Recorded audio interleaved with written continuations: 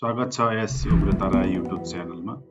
आज हामीले चाहिँ समग्र गुणस्तर व्यवस्थापन टोटल क्वालिटी म्यानेजमेन्ट TQM को विषयवस्तुलाई यस भिडियोमा समावेश गर्नेछौँ। पहिला सुरु गरौँ अब यस समग्र गुणस्तर व्यवस्थापनको परिचयबाट। हामीले चाहिँ गुणस्तर व्यवस्थापन यानि कि समग्र गुणस्तर व्यवस्थापनको अवधारणालाई बुझ्दाखेरि चाहिँ यस विषयवस्तुमा चाहिँ गुणस्तर र व्यवस्थापन जस्ता दुईवटा शब्दहरू मिलेर बनेको हुँदा हामीले पहिला छुट्टै हिसाबले चाहिँ गुणस्तर र गुणस्तर व्यवस्थापन र अनि त्यसपछि चाहिँ समग्र गुणस्तर व्यवस्थापन गरी तीनटा पाटोमा यसलाई डिफाइन गर्नुपर्दछ। सर्वप्रथम चाहिँ गुणस्तर भन्नाले आवश्यकता पूरा गर्न सक्ने क्षमता। आवश्यकता पूरा गर्न सक्ने क्षमता कुनै पनि वस्तु तथा सेवामा भएको आवश्यकता पूरा गर्न सक्ने क्षमतालाई नै क्वालिटी भनिन्छ अर्थात् गुणस्तर भनिन्छ। भनेपछि गुणस्तर व्यवस्थापन कुनै पनि संगठनमा कुनै पनि वस्तु तथा सेवा उत्पादन गर्ने संस्थामा आवश्यकता पूरा गर्ने कुनै पनि व्यक्तिको आवश्यकता पूरा गर्न सक्ने क्षमताको गुण सिर्जना गर्नका लागि गरिने सम्पूर्ण कार्यहरूलाई गुणस्तर व्यवस्थापन भनिन्छ। यस अन्तर्गत चाहिँ PODC का कुरा, PODC भन्नाले चाहिँ प्लानिङको कुरा, अर्गनाइजिङको कुरा, डिरेक्टिङ लगायतका विभिन्न म्यानेजमेन्टका फङ्सनहरूलाई चाहिँ समावेश गर्न सकिन्छ व्यवस्थापन अन्तर्गत। अनि हामीले अर्को चाहिँ अब यसै गरी गुणस्तर र गुणस्तर व्यवस्थापनको अर्थ बुझिसकेपछि चाहिँ समग्र गुणस्तर व्यवस्थापनको अवधारणा बुझ्न सकिन्छ। समग्र गुणस्तर व्यवस्थापन अर्थात् total quality management. Total quality management भनेको संस्थासँग जोसुकै सरोकारवाला पनि सम्बन्धित अर्थात् कनेक्टेड हुन्छन् तिनीहरूलाई चाहिँ एकदम सन्तुष्टि प्रदान गर्ने हो। जुन अब जस्तै ग्राहक हुन्छ भने ग्राहक टचमा हुन्छ भने ग्राहकलाई एकदम गुणस्तरीय वस्तु तथा सेवाहरू प्रदान गरी सन्तुष्ट पार्ने हो। भनेपछि जस्तै लगानीकर्ता हुने गर्दछ एउटा कुरो, अर्को चाहिँ लगानीकर्ता हुने गर्दछ। लगानीकर्तालाई चाहिँ एकदम गुणस्तरीय प्रतिफल प्रदान गरी तिनीहरूलाई सन्तुष्ट पार्नु पर्दछ भने अनि आन्तरिक ग्राहकको रूपमा रहेका कर्मचारीहरूलाई तिनीहरूको कार्य वातावरणको कुरा, उचित पारिश्रमिकको कुरा लगायतका विभिन्न कुराहरूको समग्र क्षेत्रमा वेल म्यानेज भई सम्पूर्ण पक्षहरूलाई चाहिँ एकदम सन्तुष्टि पार्न सक्यो भने चाहिँ सम्पूर्ण गुणस्तर व्यवस्थापन भएको मान्न सकिन्छ। अब जाउँ लगानीकर्तालाई सन्तुष्ट तुल्याउन गुणस्तरीय प्रतिफल प्रदान र बाह्य ग्राहकलाई सन्तुष्ट पार्न प्रदान गरिने वस्तु तथा सेवामा गुणस्तर कायम र संगठनका आन्तरिक ग्राहकको रूपमा रहेका कर्मचारीको आवश्यकता पूरा गर्न र कार्यजीवन बाहिरको गुणस्तर कायम गर्न निर्माण गरिने योजना बनाइने संरचना र नीति नियम कार्यविधि कार्य प्रक्रिया तथा अवलम्बन गरिने रणनीतिको एकीकृत रूपलाई नै समग्र गुणस्तर व्यवस्थापन भनिन्छ। यति भन्दा गुणस्तर व्यवस्थापनको केही हदसम्म अर्थ बुझ्नुभयो भन्ने आशा गरेको छु। यस विषयवस्तुसँगै अब यसैको अर्को विषयवस्तुमा जाउँ। अब गुणस्तर व्यवस्थापन यानि कि समग्र गुणस्तर व्यवस्थापनलाई प्रभाव पार्ने तत्त्वहरू। समग्र गुणस्तर व्यवस्थापनलाई प्रभाव पार्ने विभिन्न आन्तरिक तथा बाह्य वातावरणीय तत्त्व हुने गर्दछन्। ती तत्त्वहरूलाई मैले चाहिँ आन्तरिक तत्त्व र बाह्य तत्त्व अर्थात् इन्टर्नल फ्याक्टर र एक्सटर्नल फ्याक्टर गरी दुईटा वर्गमा छुट्याएको छु। आन्तरिक तत्त्व अन्तर्गत व्यवस्थापकको प्रतिबद्धता र परिवर्तनकारी सोच। जस्तै उच्च व्यवस्थापकले चाहिँ कुनै पनि सेक्टरको गुणस्तर व्यवस्थापन गर्ने सोच र प्रतिबद्धता कायम गर्यो भने गुणस्तर चाहिँ अलि बढी हुने गर्दछ कुनै पनि वस्तु तथा सेवामा अर्थात् अन्य स्टेक होल्डरसँगको गुणस्तर व्यवस्थापनमा। तर यदि परिवर्तनकारी सोच छैन, व्यवस्थापकको प्रतिबद्धता न्यून छ भनेपछि कुनै पनि सेक्टरको क्वालिटी चाहिँ बिस्तारै खस्कदै जाने गर्दछ अनि संस्थाको लक्ष्य तथा उद्देश्य, संस्थाको लक्ष्य सर्ट टर्म लक्ष्यमा नै यदि व्यवस्थापकहरूले गुणस्तर व्यवस्थापन सम्बन्धी केही विषयवस्तु समावेश गर्यो भने क्वालिटी इन्हान्स हुन सक्दछ। अवलम्बन गरेको कार्यप्रणाली तथा कार्य संस्कृति आन्तरिक होइन, यो चाहिँ प्रभावकारी आन्तरिक नियन्त्रण प्रणाली र यी कार्यहरूको अवलम्बन र निरन्तर सुधार गर्न सकेमा पनि क्वालिटी इन्हान्स हुने गर्दछ। अनि गुणस्तर व्यवस्थापनको नीतिगत पर्याप्तता, आन्तरिक नीति बनाइने गरिन्छ, विभिन्न किसिमको नीति योजना सर्ट टर्म लङ टर्म नीति बनाइने गर्दछ र ती नीतिमा गुणस्तर व्यवस्थापनसँग सम्बन्धित विभिन्न कार्यक्रमहरू, कार्य प्रक्रिया समावेश गर्न सक्यो भने चाहिँ वस्तुतः सेवा सँगसँगै अन्य स्टेक होल्डरको क्वालिटीमा इन्हान्स हुने गर्दछ। अनि किनभने अर्को कुरो चाहिँ के छ, अर्को तत्त्व भनेपछि कर्मचारीको दक्षता, सिप योग्यता र अनुभव र कुनै पनि वस्तु तथा सेवा उत्पादन गर्नका लागि क्वालिटी कसरी इन्हान्स गर्ने र एभाइलेबल रिसोर्सेसलाई म्याक्सिमम युटिलाइजेसन कसरी गर्ने भन्ने सम्बन्धमा कर्मचारीहरूमा उल्लेख्य रूपमा दक्षता, ज्ञान, सिप, अनुभव आवश्यक पर्दछ। अनि आधुनिक प्रविधिको प्रयोग र सृजनशीलता छुटेको रहेछ यहाँनिर। अनि सृजनशीलता भनेपछि एउटा क्रिएटिभिटीको ओपन मार्केट यदि चाहिँ ओपन इन्भाइरोमेन्ट व्यवस्थापकले छोड्यो भने चाहिँ सृजनशीलताको वातावरण, क्रिएटिभिटीको इन्भाइरोमेन्ट क्रिएसन हुन्छ र नयाँ नयाँ कार्य प्रक्रिया, कार्यप्रणाली, कार्यविधिहरू र नयाँ नयाँ वस्तु तथा सेवाहरू उत्पादन भई आधुनिक प्रविधिको प्रयोग गरी चाहिँ वस्तु तथा सेवाको गुणस्तर वृद्धि हुने गर्दछ।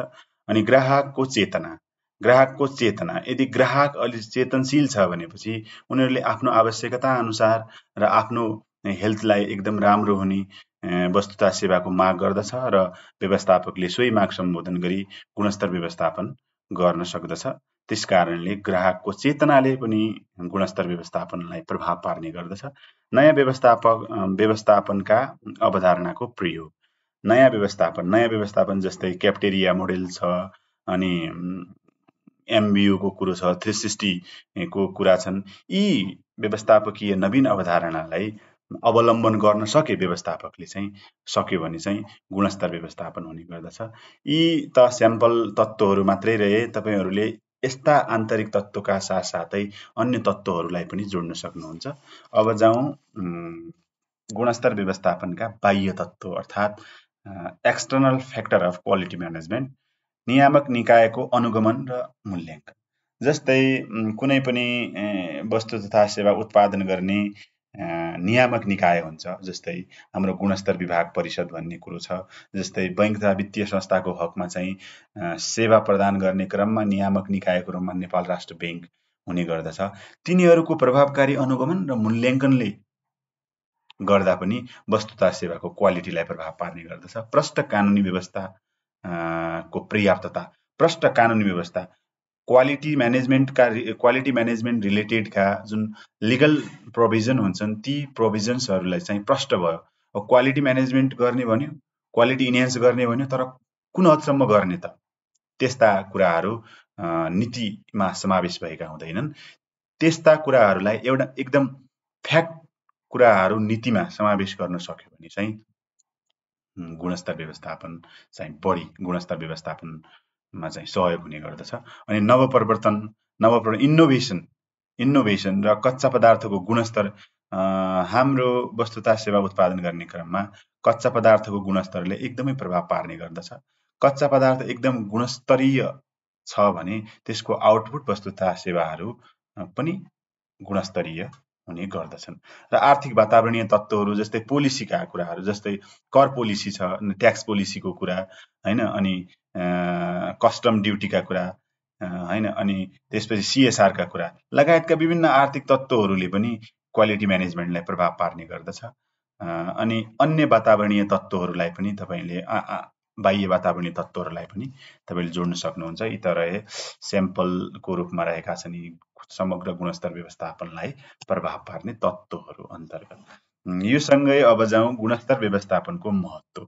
हामीले चाहिँ गुणस्तर व्यवस्थापन, वस्तु तथा सेवामा गुणस्तर व्यवस्थापन, प्रपर क्वालिटी म्यानेजमेन्ट गर्न सक्यो भने आखिर कुन सेक्टरमा, आखिर कुन पक्षलाई चाहिँ बेनिफिट्स हुने गर्दछ महत्त्वको कुरालाई यसरी जोड्न सकिन्छ।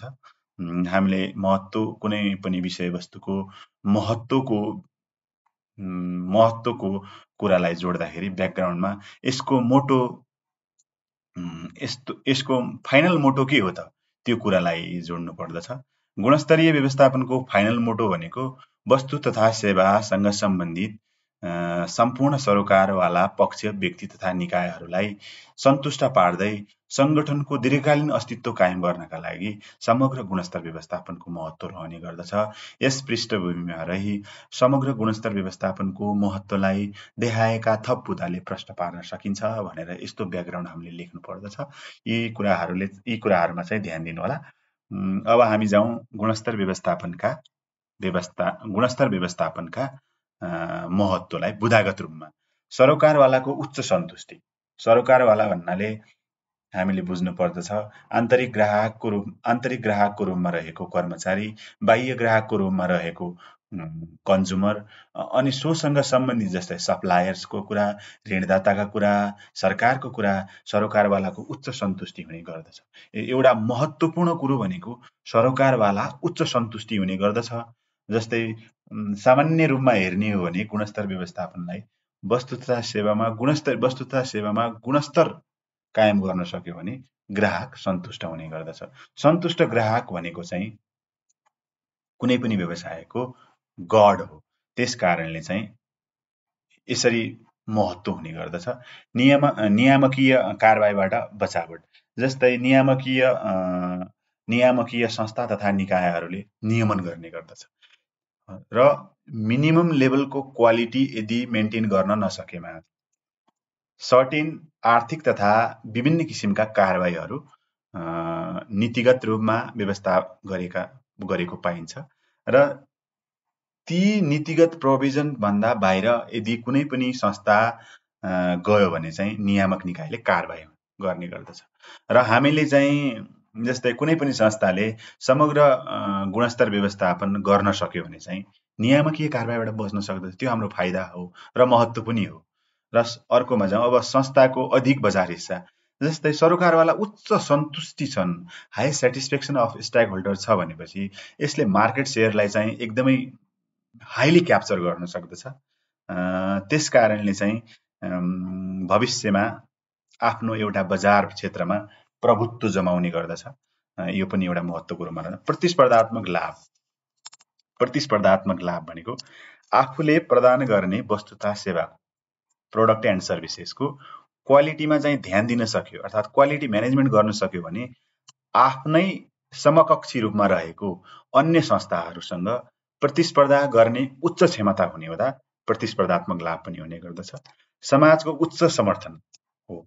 अब समाज भनेको एउटा व्यक्ति हो, अर्को के हो समूह हो, अर्को के हो सरोकारवाला निकाय हो, लगायतका विभिन्न पक्षहरू मिलेर समाज बन्छ। र त्यो समाजका विभिन्न पक्षहरू यदि हाई सेटिस्फाइड छन् भनेपछि त्यो संस्थाले गरेको कुनै पनि कार्य, जस्तै व्यवसाय विस्तारको कुरा होस्, हैन, शाखा विस्तारको कुरा होस्, नयाँ प्रोडक्टको लन्चको कुरा होस्, यी कुराहरूमा चाहिँ सामाजिक क्षेत्रमा अवरोध हुँदैन। त्यस कारणले चाहिँ समग्र गुणस्तर व्यवस्थापन आवश्यक हुन्छ। अर्को यो त सामान्य कुरा भइहाल्यो। दीर्घकालीन नाफा र सफलता।